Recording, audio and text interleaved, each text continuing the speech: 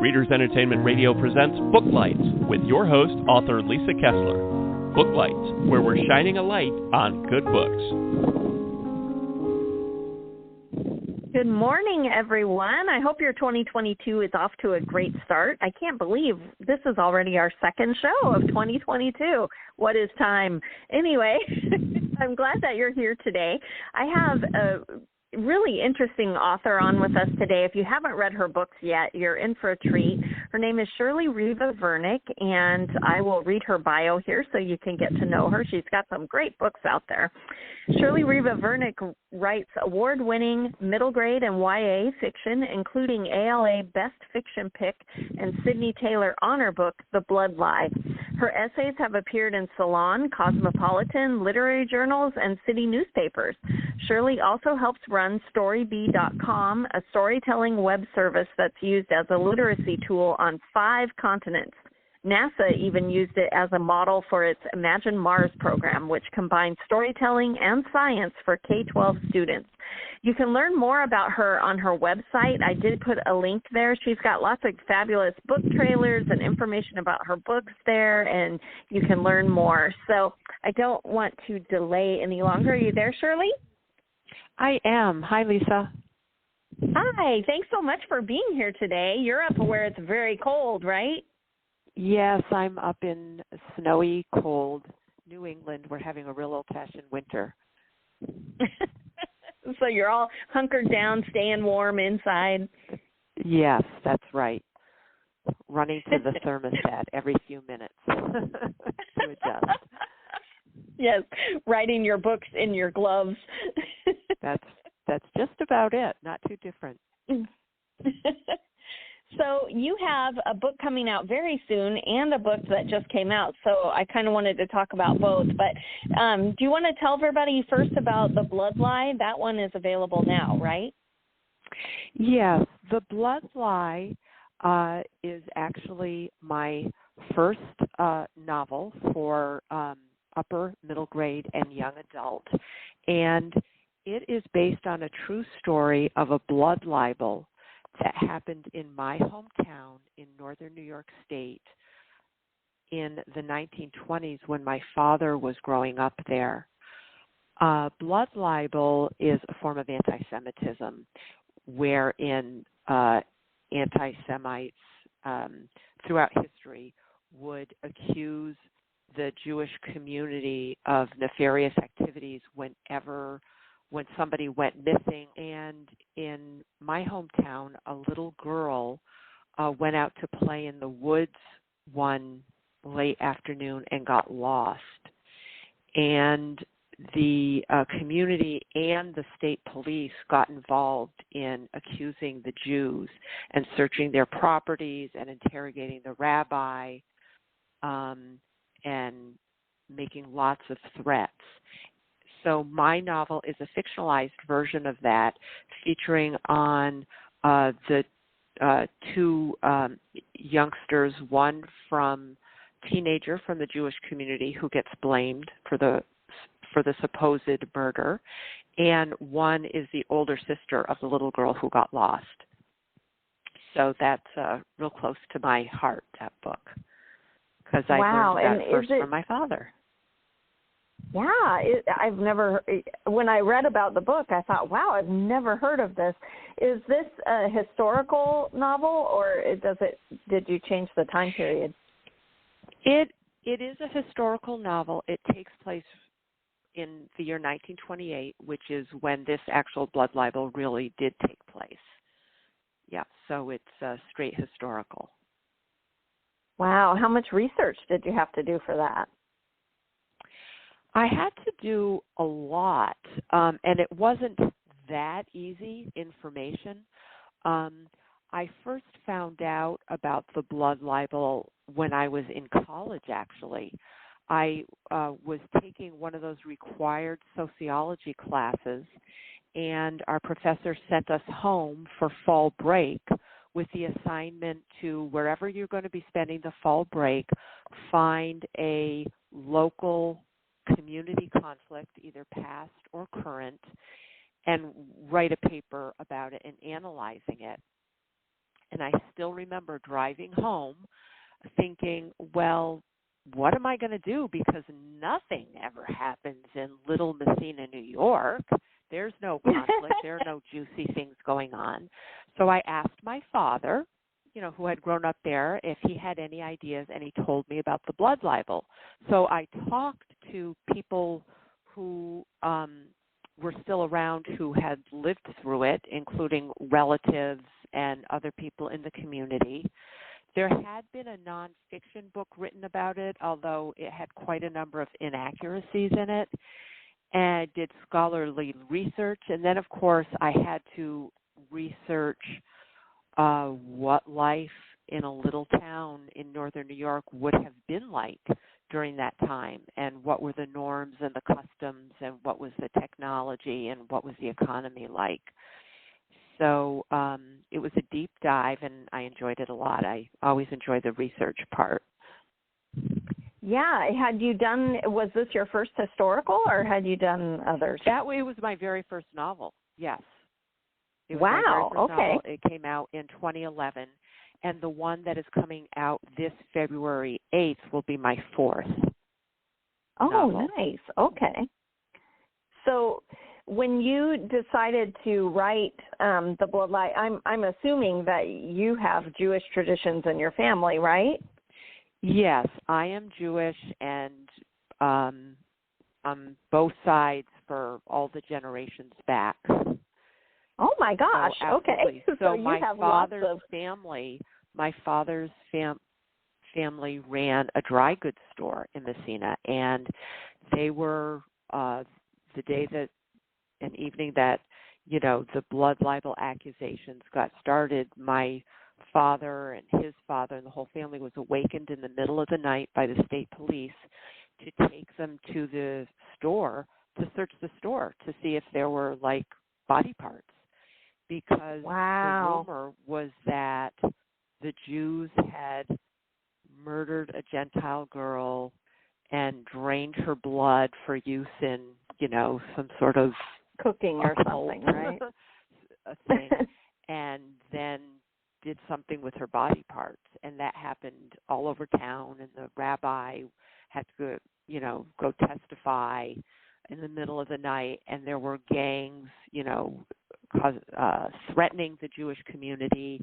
And then there was a boycott for weeks afterward, even though the little girl stumbled back out of the woods some number of hours later, actually the next day, but, just hours later. Wow, and so she corroborated lived. that she had just gotten lost. And but still, there was a Jewish business establishment for weeks after that, thinking that, well, if they didn't murder her, they were going to murder her. Oh my gosh! So it was a big deal. Wow. Yeah. Wow. I'm so fascinated that you found this story, because there probably are others that we've just never heard, right? No question. And I'm always on the lookout for them. I love that. You also are dabbling in a history with the book that comes out very soon. That's up for pre-order right now, called Ripped Away. Do you want to tell everybody about that one? Yes. Ripped Away, which is officially releasing on February 8th, explores the real experiences of Jewish immigrants to London during the Jap the Ripper spree, which is a time when xenophobia and bigotry ran really high. So in my story, in current times, in the now, a fortune teller tells two classmates, Abe and Mitzi, that they might be able to save somebody's life. And then she immediately sweeps them to the slums of Victorian London, right in the middle of the Jack the Ripper spree. And to get back home, they're going to have to figure out who are they supposed to save, how are they supposed to do it, and how does the fortune teller's prophecy connect, if it does, with one of history's most notorious criminal cases. And they'll also have to survive the outpouring of hate toward Jewish refugees that the Ripper murders triggered. In real life, many Londoners, including many police authorities, suspected that the Ripper was one of these Jewish immigrants. And the suspicion was that the whole Jewish community in London was harboring and protecting the Ripper. So there was a lot of backlash about this. And in essence, it was another blood libel. Wow. And when I was reading up about your book, I was fascinated because I've read the Patricia Cromwell book, and you see all the specials on Netflix, all this stuff, and I never have I heard anything about the Jewish angle that they were persecuting. I had no idea. How did you exactly find all of that? That's something. The way I first found out about it was, I guess I'm a history buff. When I was in my student days, I fastidiously avoided taking history classes if I could at all avoid them, because I thought it was just going to be all memorizing dates and battles. And it wasn't until I was no longer a student that was going to be taking tests and, writing term papers that I realized how rich and deep and varied history is. So as an adult, a lot of history in different forms, from, nonfiction books to fiction movies to museum-related blogs, and I'm just always looking. And I do have a special interest in the Jewish community, so I subscribe to certain publications that are focused on that. And that's how I just happened to come across this fact about Jack the Ripper. And I was shocked that I knew nothing about it, because everybody knows about Jack the Ripper. How come I didn't know about this? So then I did, very specific research, and, it's documented, but people just don't talk about it. So I wanted Do to you talk think about that we get embarrassed, as time passes, that those kind of things occurred? So rather than face it, we just kind of bury it? Is that how you think? Well, those kind of things happen? Based on my small sample, I feel like it might be just the opposite, that at the time people are embarrassed and they bury it to the best of their ability. And then the information just doesn't get passed on to the next generation and the generation after that. For example, the blood libel that happened in my hometown that goes with my book, The Blood Lie, it actually didn't get reported in the New York Times, but nothing was mentioned in the local newspaper, nothing at all, much less an apology. So it was just that nobody ever talked about it. That's what I'm seeing in these particular cases, and then it just falls off the radar and subsequent generations don't learn about it. So I'm trying to and then we just keep repeating. Right, because if you don't learn from history, you just keep repeating it. Yeah. No, we humans were something. Yeah. Right? Yeah. Oh my gosh. I agree. So did you ever imagine you would write a time travel? Did you have fun with that, adding a little bit of paranormal to your historical? I did have a lot of fun with it. And, at first I didn't imagine that was what it was going to be. In fact, I wrote my complete first draft as strictly historical in the third person. And then when I set it aside for a while and came back to read it fresh, I realized that, modern young readers might not identify with these characters, with these two kids who are living through the Jack the Ripper spree and the anti-Semitism. Right. Because in the original draft, those kids just were born and raised there. Because, the language would be different, the customs would be different, the sensibilities would be different. The characters might have a smaller sense of their own agency. They would be able to reflect on things that have happened in more modern times because they wouldn't have happened yet. And I decided that really to reach contemporary readers, I wanted to have contemporary voices and contemporary sensibilities.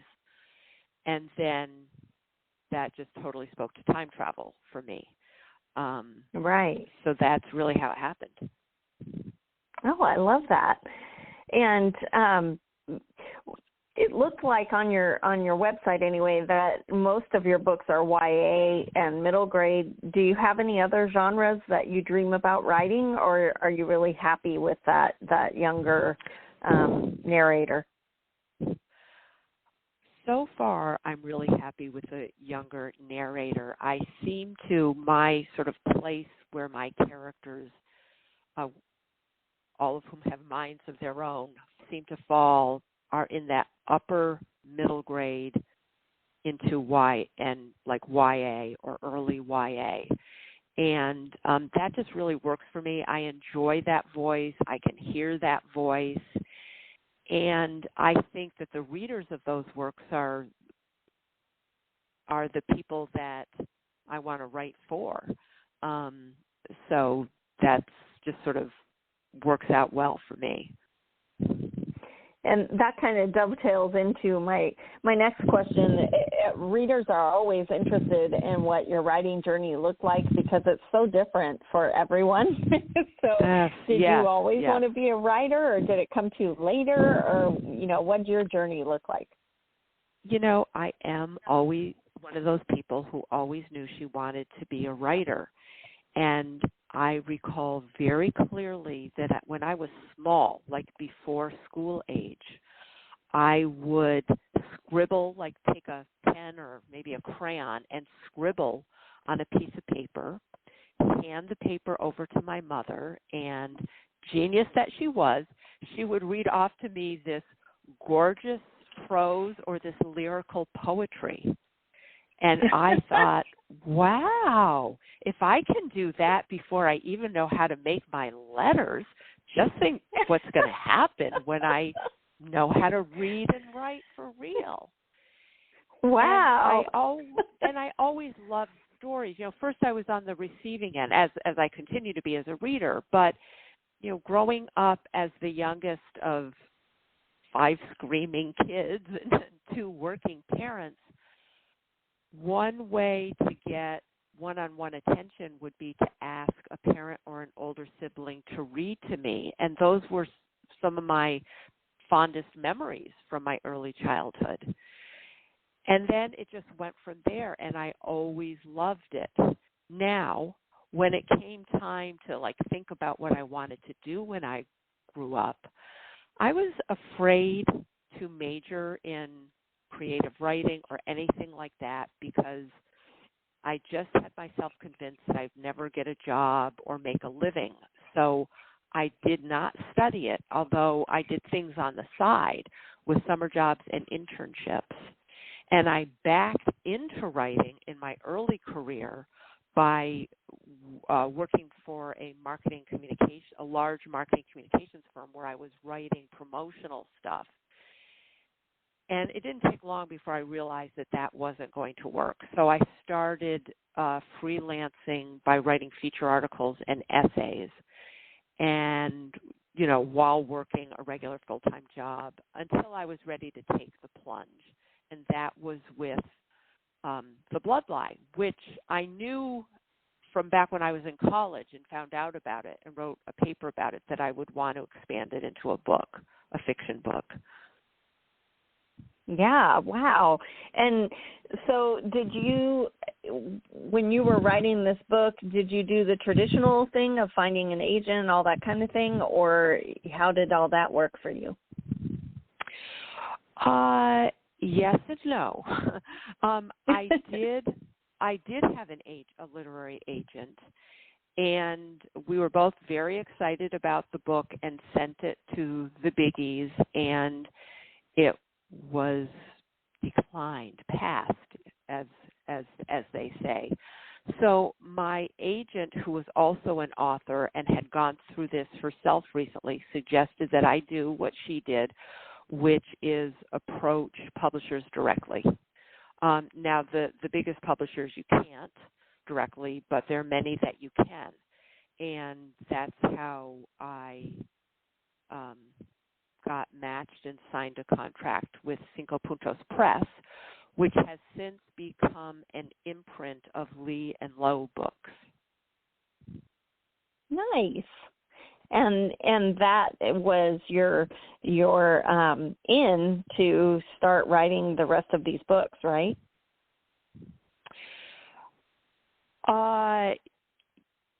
Yes.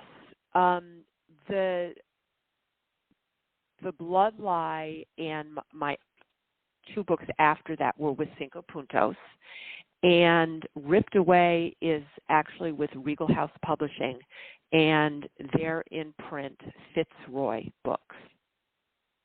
Okay. And all of these sound like they're standalone books. Have you ever thought about writing a series? What do you have percolating in the back? I really never have considered writing a series because it's not that I feel like everything is totally wrapped up in a bow when I write my books, but I feel like the characters and the events have gotten enough to the point where they sort of told me they needed and wanted to go, that has really been the end of the book and the end of the story. So far, no. Am I closed off to the idea? No. But I just haven't had the right. Yeah. Yeah, just not the right situation yet. Right. So I wanted to ask you about weaving real history in with fiction. I write paranormal fiction, so I love to find like unsolved mysteries and then give it a paranormal reason why that happened and that kind of thing. Do you have fun playing with these, or do you dig until you find a real reason? How do you play with fictionalizing history? Great question. Well, first, two of my books are contemporary and not based on true stories. So I'm not, totally, funneled into historical fiction, but I do really like it. And I find that I just sort of, when I do write historical fiction, I find that I come across a story from history, and it just shouts out to me like, this is a great story, and this would make a great novel, and people need to know this story.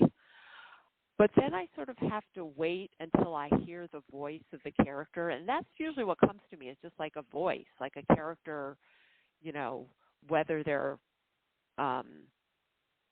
love or something they're upset about, or just some sort of the way they would be like in conversation with me. And then I let it percolate some more and to figure out how these characters and this real historical event can work together. So it really feels like a partnership. I have to do a lot of historical research to find out, what really happened, and what was life like really then, and then how to assimilate the characters' voices into that. And that's very much what I did for Ripped Away. I, did a lot of research about what really happened. And as I mentioned, I had to figure out what the right voice was to tell the story in a way that's compelling to today's readers. I love that. And I always ask YA authors because it's always interesting. I write adult fiction, so I don't usually have to worry about parents. But every author that I have on that writes YA, this is a huge issue because good parents would never let your kids run off to time travel to England. How do you handle, the parental figures so that you can really let the characters have a big adventure that maybe isn't totally that's safe? That's a great question. That's a great question.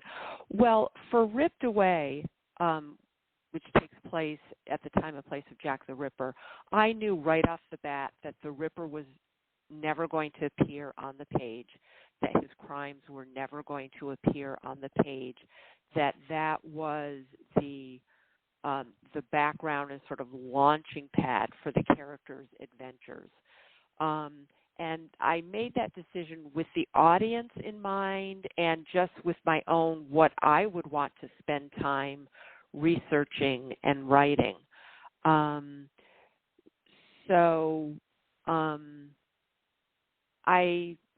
I think that one of the main reasons I enjoy writing for this sort of upper MG, early YA age range is that it fits with that, with wanting to,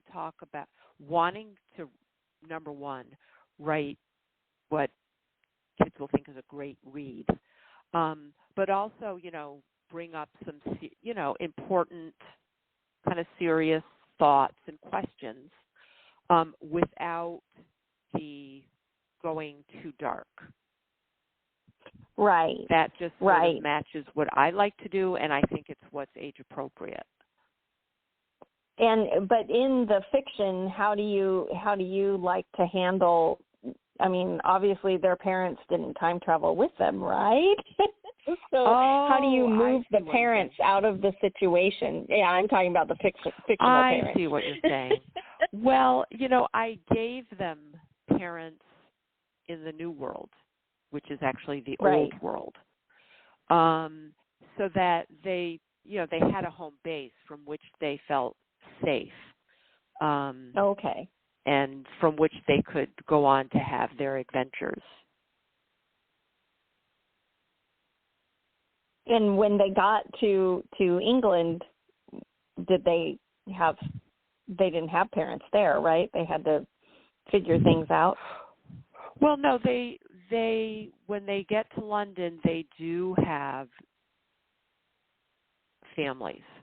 They even have different names, and it's they assume that it's sort of been like a body snatch, that back in their contemporary hometown there are a couple of kids from Victorian England who now find themselves in 21st century America.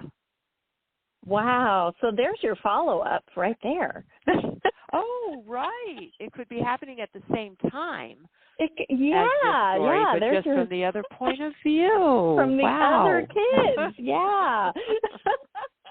I wonder who will play the different would roles it be in the major motion picture. Right. Well, we're running out of time, but I wanted to ask, when readers read your books and they get excited, where can they get in touch with you? Where can they connect? Are you on social media? I am. First of all, you can email me through my website, which is Shirley Reva, R-E-V like Victor, A, Vernick with another V like Victor, ShirleyRevaVernick.com. I'm also on Twitter a lot at Shirley Vernick. And I also have an author page on Facebook, and I am just testing the waters, getting my feet wet on Instagram. And my book trailers are on YouTube. Yeah. Yeah, and the book trailers are also on her website, and they're great. So everyone go take a look. Thanks so much for being on with us today, Shirley. It was great chatting with you. Thank you, Lisa. Really appreciated it. Thanks for joining us on Booklights. Be sure to connect with us at www.readersentertainment.com for articles, blogs, videos, and podcasts that matter to readers.